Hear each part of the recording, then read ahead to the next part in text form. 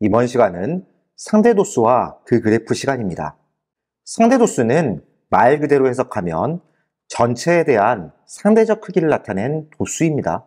다시 말해 도수분포표에서 도수의 총합에 대한 각 계급의 도수의 비율을 상대도수라고 합니다. 어떤 계급의 상대도수를 구하려고 한다면 도수의 총합분의 그 계급의 도수로 구할 수 있습니다.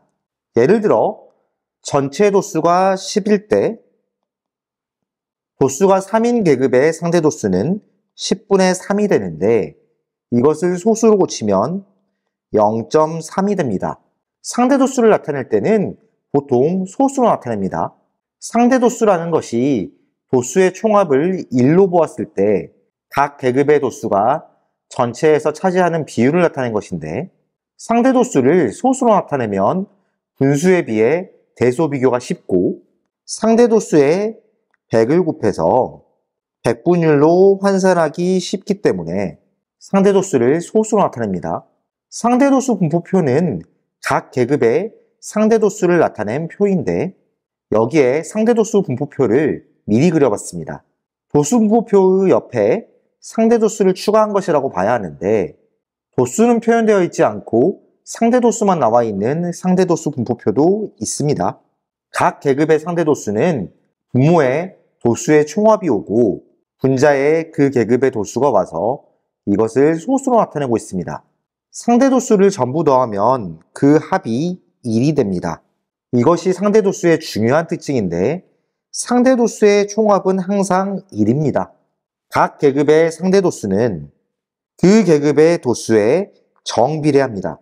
도수가 2배, 3배로 커지면 상대도수도 2배, 3배로 커집니다. 상대도수를 이용하면 각 계급의 도수가 전체에서 차지하는 비율을 쉽게 알 수 있습니다. 상대도수는 전체 도수가 다른 여러 집단의 자료의 분포 상태를 비교할 때 편리합니다. 도수분포표를 히스토그램이나 도수분포 다각형으로 표현했던 것처럼 상대도수 분포표도 같은 모양의 그래프로 나타낼 수 있습니다. 세로축의 도수가 상대도수로 표시된다는 차이가 있겠죠? 상대도수의 분포를 나타낸 그래프를 그릴 때는 가로축에는 계급의 양끝값을, 세로축에는 상대도수를 차례로 나타냅니다. 그 다음 히스토그램이나 도수분포 다각형을 그릴 때처럼 그림을 그려주면 그래프가 완성됩니다. 참고로 상대도수는 여러 개의 자료를 비교할 때 많이 이용하므로 상대도수의 그래프는 보통 도수분포 다각형 모양으로 나타냅니다. 그래프와 가로축이 둘러싸인 부분의 넓이를 구할 때는 히스토그램이나 도수분포 다각형의 경우 계급의 크기에 도수의 총합을 곱했었죠. 상대도수 같은 경우에는 상대도수의 총합이 1이므로 그래프와 가로축이 둘러싸인 넓이는 계급의 크기와 같습니다. 도수의 총합이 다른 두 자료의 분포를 비교할 때는 각 계급의 도수를 그대로 비교하는 것은 적절치 않을 수 있습니다. 기준이 다를 수 있기 때문이죠. 그래서 도수의 총합이 다른 두 자료의 분포 상태를 비교할 때는 상대도수로 비교하는 것이 더 적절한데 두 자료의 상대도수 분포를 그래프로 함께 나타내면 한눈에 쉽게 비교할 수 있어 좋습니다. 자, 그렇다면 예제 문제를 살펴보겠습니다. 21번입니다. 다음 그림은 수은인에 반 학생들의 과학 성적을 나타낸 히스토그램입니다. 이 히스토그램에서 도수가 가장 큰 계급에 대한 상대도수를 구하시오라고 되어 있습니다. 상대도수를 구하기 위해서 전체 도수를 먼저 구해봐야겠죠? 히스토그램에 도수를 전부 써봅시다. 여기는 2, 2, 5, 6, 3, 2가 되니까 이 도수들을 전부 더하게 되면은 4에 9, 15, 20. 전체 도수는 20명이 된다고 볼 수 있겠습니다. 도수가 가장 큰 계급은 60점 이상 70점 미만이 될 것이고 이 계급의 도수는 6이 되기 때문에 상대 도수는 20분의 6으로 구할 수 있겠습니다. 20분의 6은 100분의 30하고 같기 때문에 소수로 바꾸면 0.3이 되겠죠? 따라서 21번 문제의 정답은 0.3입니다. 다음 22번입니다. 다음 중 상대 도수에 대한 설명으로 옳지 않은 것을 모두 고르시오라고 되어 있습니다. 기억, 상대 도수는 각 계급의 도수가 전체 도수에서 차지하는 비율이다. 맞는 말이죠. 니은, 도수의 총합은 어떤 계급의 도수분의 그 계급의 상대 도수로 구한다. 어떤 계급의 상대 도수가 도수의 총합분의 그 계급의 도수로 구해야 하는데 여기 양변에 도수의 총합을 곱하고 양변에 어떤 계급의 상대 도수를 나눠주게 된다면 어떤 계급의 상대 도수분의 그 계급의 도수가 남겠죠. 이렇게 식을 바꿀 수 있는데 니은에 보면은 계급의 도수분의 계급의 상대 도수로 나와 있기 때문에 이것은 틀렸다고 봐야겠죠. 디귿, 어떤 계급의 도수는 도수의 총합 곱하기 그 계급의 상대 도수. 아까 이 식에서 도수의 총합에 어떤 계급의 상대 도수를 곱하게 되면 그 계급의 도수를 구할 수 있게 되겠죠.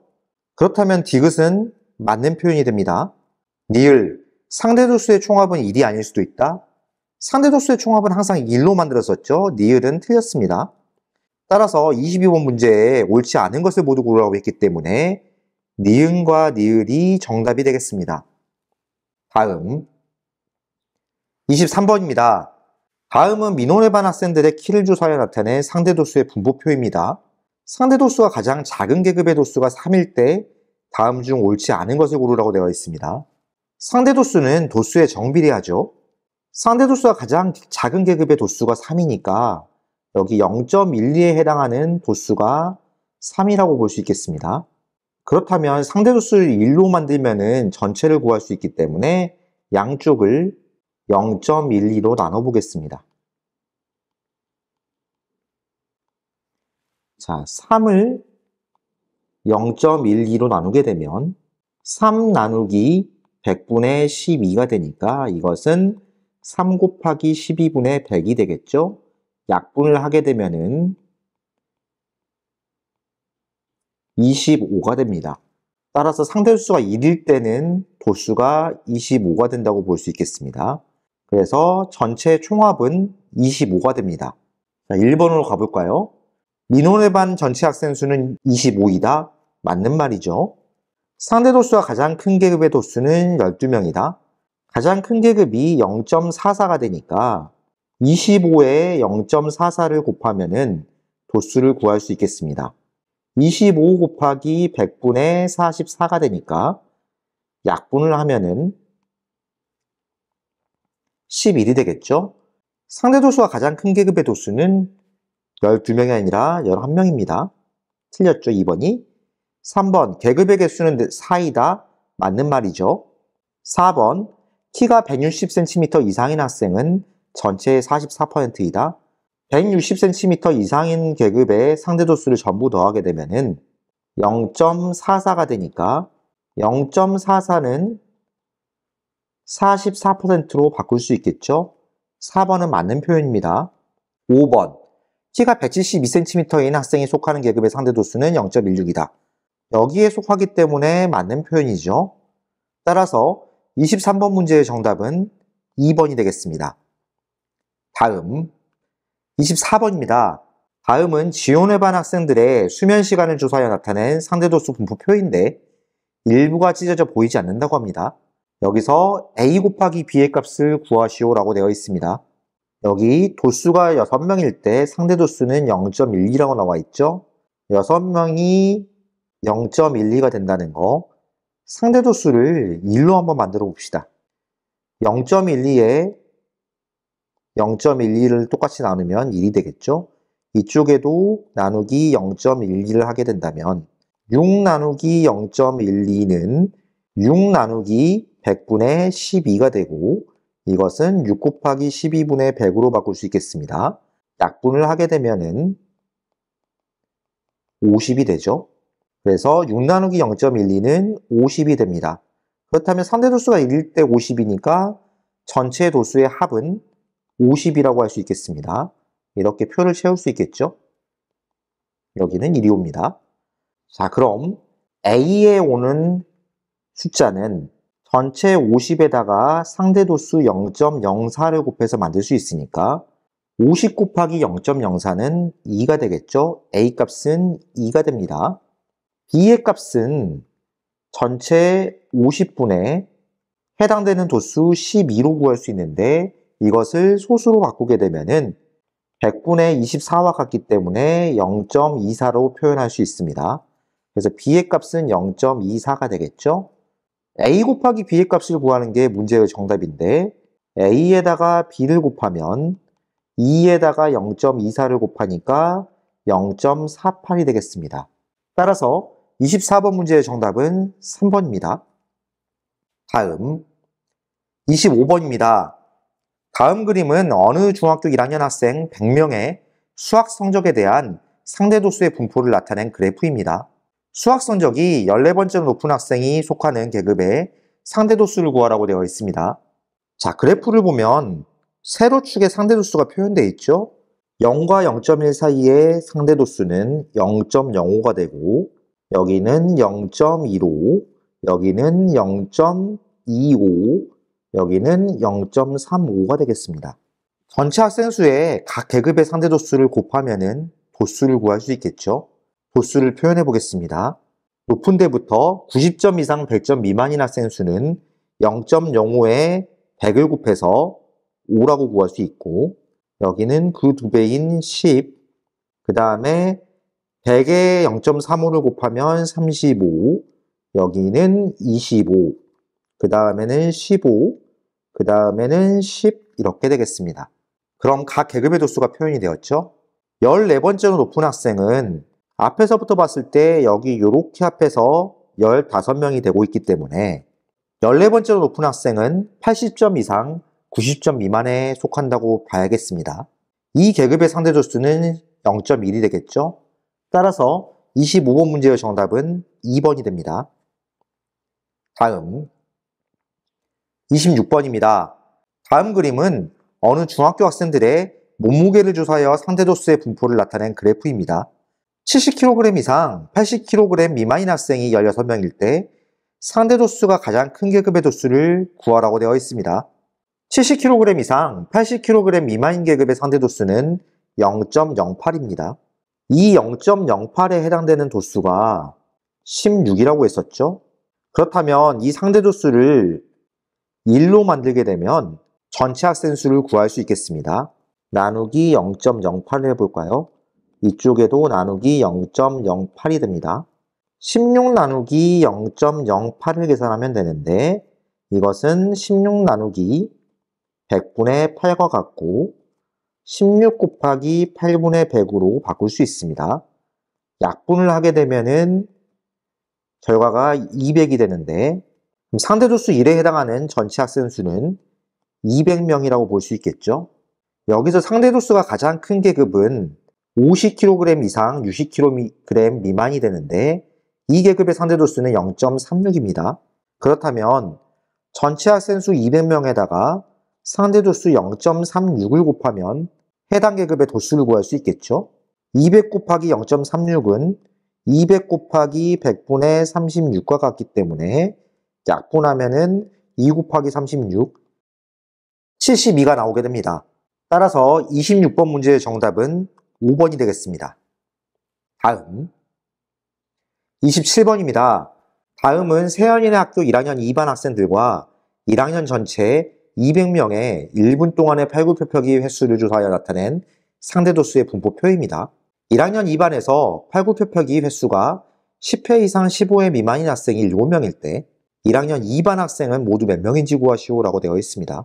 이 상대도수 분포표를 보면은 1학년 2반에서 상대도수가 빈 곳이 하나 있죠. 전체의 합이 1이 되니까 이곳의 숫자를 구해보겠습니다.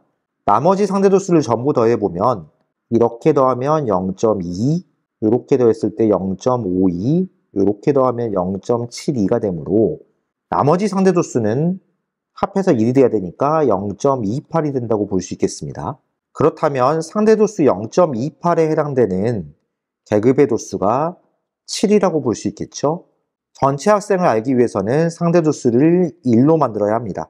그렇다면 나누기 0.28을 하면 되는데 이쪽에도 똑같이 나누기 0.28을 해주게 된다면 7 나누기 0.28은 7 나누기 100분의 28로 바꿀 수 있고 이것은 7 곱하기 28분의 100이 되기 때문에 약분을 하게 되면 25가 나옵니다. 그럼 상대도수가 1일 때 전체 학생 수는 25명이라고 할 수 있겠죠? 1학년 2반의 학생의 전체 학생 수를 구하라고 했기 때문에 여기서는 답을 25명이라고 써주면 정답이 되겠습니다. 다음 28번입니다. 아래 그림은 1학년 남학생과 여학생의 과학 성적에 대한 상대도수의 분포를 나타낸 그래프입니다. 다음 보기에서 옳은 것만을 있는 대로 고르면 이라고 나와 있습니다. 자, 보기를 살펴볼까요? 기억, 남학생 수와 여학생 수는 서로 같다? 각각의 상대도수의 합은 1인데 남학생 수와 여학생 수가 주어져 있지 않기 때문에 특정 계급의 수도 주어져 있지 않기 때문에 이것만 가지고는 남학생 수와 여학생 수가 서로 같은지 확인할 수가 없습니다. 기억은 틀렸죠? 니은, 과학 성적이 80점 이상인 학생은 남학생 전체의 25%, 여학생 전체의 32%이다.